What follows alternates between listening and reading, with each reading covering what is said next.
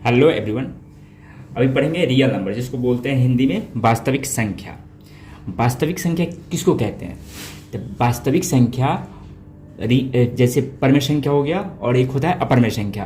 परमेय संख्या में कौन कौन नंबर आ जाता है?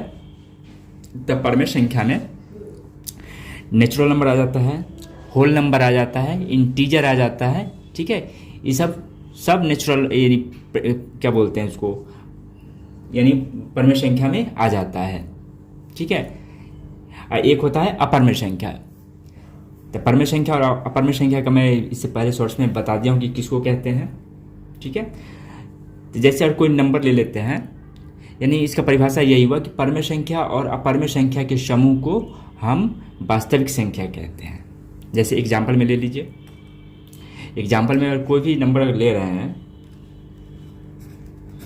जैसे 5, तो 5 क्या है? पहले तो ये प्राकृत संख्या भी है, पूर्ण संख्या भी है और पूर्णांक संख्या भी है, और ये परमेय संख्या भी है। तो परमेय संख्या कैसे डिफाइन करेंगे? तो नहीं कुछ, हर में कुछ नहीं है, तो हर में नहीं कुछ रहता तो एक रहता है, ये परमेय संख्या भी हो गया। तो इसका परिभाषा क्या है? परमेय संख्या और अपरमेय संख्या के समूह को हम वास्तविक संख्या कहते हैं। लिखना हो तो आप लिख सकते हैं, बट ये परमेय संख्या हो गया, तो ये वास्तविक संख्या भी होगा। ठीक है, जैसे अब नंबर ले लीजिए -140 ले लिए, तो ये क्या है? ये प्राकृत संख्या है? तो नहीं, प्राकृत संख्या तो नहीं है। ये पूर्ण संख्या है? तो पूर्ण संख्या भी नहीं है। ये इंटीजर है, यानी क्या है? पूर्णांक संख्या है। ठीक है, जब ये पूर्णांक है और ये प्राकृत संख्या भी, प्राकृत संख्या में टी तो है, क्यू नहीं है, तो क्यू 1 होगा। तो क्या ये परमेय संख्या तो है ना? परमेय संख्या है, तो ये वास्तविक संख्या होगा। ठीक है, जैसे आप ले लीजिए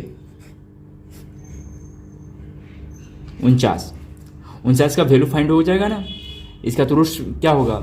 इसका वर्गमूल होगा 7। तो ये क्या हो गया? ये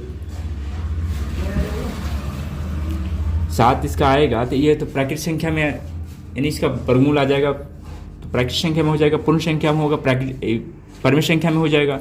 जब ये परमेय संख्या में होगा तो क्या होगा? ये वास्तविक संख्या भी होगा। ठीक है, 7/12, ये भी, इसका भी रूट यानी वर्गमूल फाइंड हो जाएगा, तो ये भी क्या होगा? वास्तविक संख्या होगा। यानी परमेय संख्या में कन्वर्ट कर जाएगा, तो ये वास्तविक संख्या होगा। ठीक है, वास्तविक संख्या का यही परिभाषा था। रियल नंबर इसी को बोलते हैं। Thank you.